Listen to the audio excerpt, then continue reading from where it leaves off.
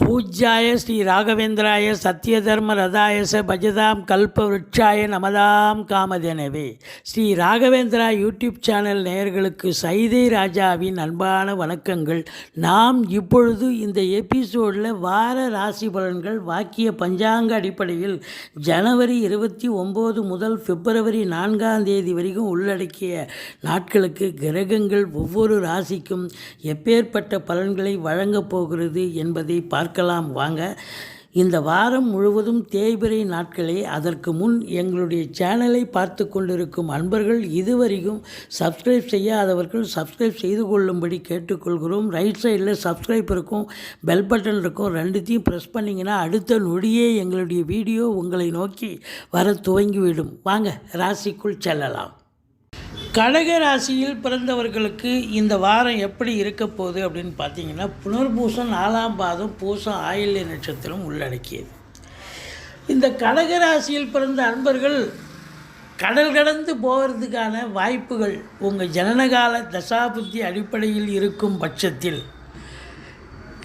இந்த வாரம் உங்களை வெளிநாட்டுக்கு அனுப்பி வைக்கும்.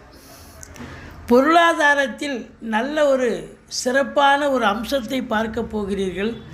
உங்கள் சொல்லுக்கும் செயலுக்கும் மதிப்பு மரியாதை கண்டிப்பாக ஏற்படும். குடும்பத்தில் சுப நிகழ்ச்சிகள் நடத்துவதற்கான பேச்சுவார்த்தை நடத்துவார்கள். வெளியார் சுப நிகழ்ச்சிகளுக்கு சென்று விட்டு வர முடியும். ஃபைனான்ஸையே தொழிலாக செய்யக்கூடியவர்களுக்கு ஒரு அற்புதமான ஒரு காலகட்டம்.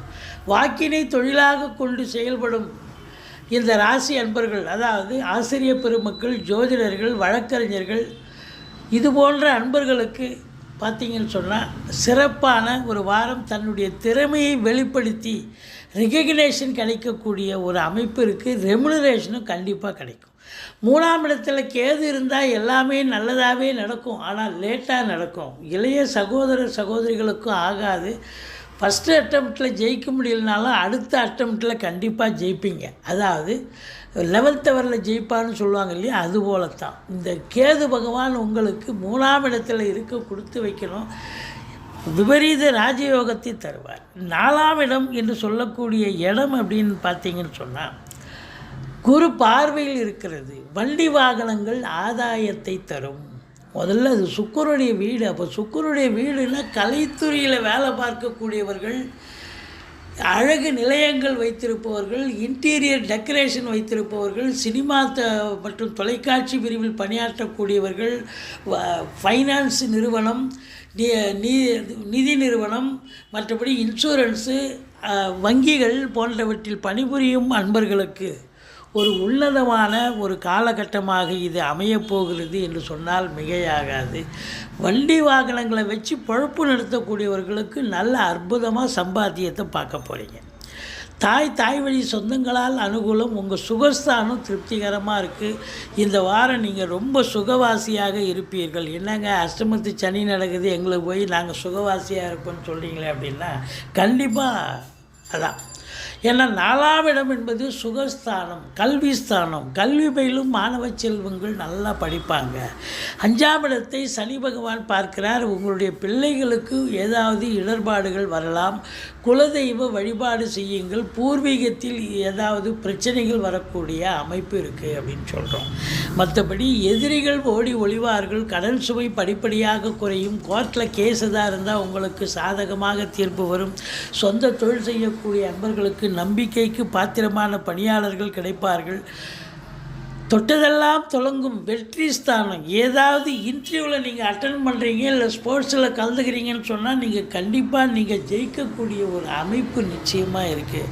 அதாவது ஸ்லோ ப்ராசஸாக இருக்கும், ஆனால் ஃபைனல் இது பார்த்திங்கன்னா ரொம்ப வெற்றிகரமாக பெரிய சாதனை படைக்கக்கூடிய ஒரு அமைப்பு இருக்குங்க.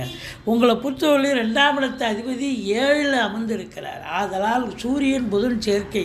கல்வி நிறுவனங்கள், கல்விக்கூடங்கள், கல்வியாளர்கள், கல்வி பயிலும் மாணவ செல்வங்கள், இவங்களுக்கெல்லாம் சிறப்பான ஒரு காலகட்டம். சூரியன் புதன் சேர்க்கை, புதாதித்ய யோகம், நிபுணத்துவ யோகம்னு சொல்லுவாங்க.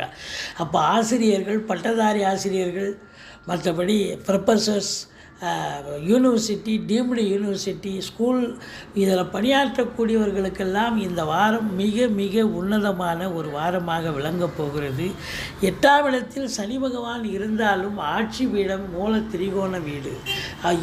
இரும்பு சார்ந்த துறையில் பணியாற்றுபவர்களுக்கு ஒரு அற்புதமான வேலைவாய்ப்புகள் கிடைச்சி நல்ல சம்பாத்தியத்தை பார்க்க போகிறீங்க. வாழ்க்கை துணைக்கும் உங்களுக்கும் கருத்து வேறுபாடு வரும ஒழிய வாழ்க்கை துணை அல்லது மனைவியால் யோக பாக்கியங்கள் கிடைக்கக்கூடிய ஒரு அற்புதமான ஒரு வாரம். தந்தைக்கும் உங்களுக்கும் கருத்து வேறுபாடு ஏற்படும். தந்தைக்கு தேக ஆரோக்கியத்தில் அக்கறை தேவை.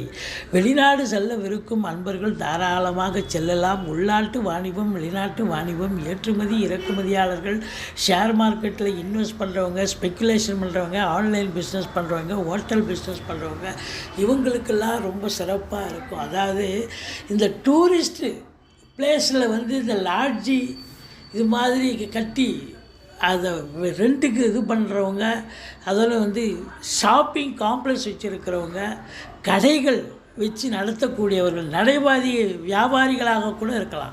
இவங்களுக்கெல்லாம் ஒரு அற்புதமான ஒரு காலகட்டம்.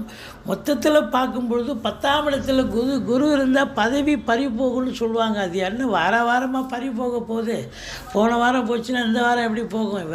இதுக்கு ஒரு வாசல் மூடனா ஒரு வாசல் திறந்து தானே ஆகணும். டெஃபினட்டாக வேலைவாய்ப்பு இல்லாதவர்களுக்கு வேலைவாய்ப்பு கிடைக்கும், ஒரு மாற்றங்கள் கிடைக்கும். நல்ல அது உங்களுடைய ஜனனகால தசாபுத்தி சிறப்பாக இருக்கும் பட்சத்தில் உங்களுக்கு வேலை மாற்றம் என்பது ஒரு அற்புதமான ஒரு மாற்றமாக அமையும். ஒரு சிலருக்கு தொழில் மாற்றம் ஏற்படலாம், தொழிலில் இடமாற்றங்கள் கூட ஏற்படலாம். அதனால் ஒரு சாதகமான ஒரு பலனே கிடைக்கும் ஒழிய பாதகமான பலன் என்று சொல்வதற்கு நிச்சயமாக இல்லை.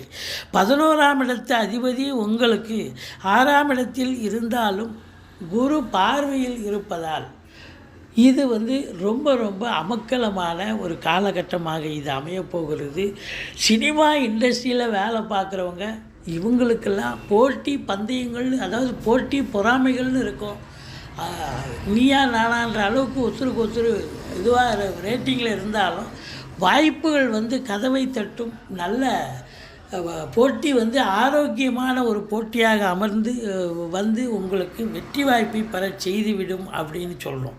மொத்தத்தில் பார்க்கும்பொழுது இந்த கடகராசியில் பிறந்த அன்பர்கள் கடல் கடந்து வெளிநாடு போகக்கூடிய அமைப்பு இருக்குது. ஒரு உத்தியோகத்துக்காக இருக்கலாம், உயர்கல்விக்காக இருக்கலாம், அல்லது சொந்த தொழிலுக்காக இருக்கலாம். இல்லை எதையும் தாண்டி நான் இதுக்கெல்லாம் போகலைங்க, சும்மா ஆன்மீக பயணம் இன்ப சுற்றுலான்ற பேரில் தான் போயிட்டு வரேன் அப்படின்னு சொன்னால் அதுக்காகவும் நீங்கள் போயிட்டு வரக்கூடிய ஒரு அமைப்பு இருக்குங்க.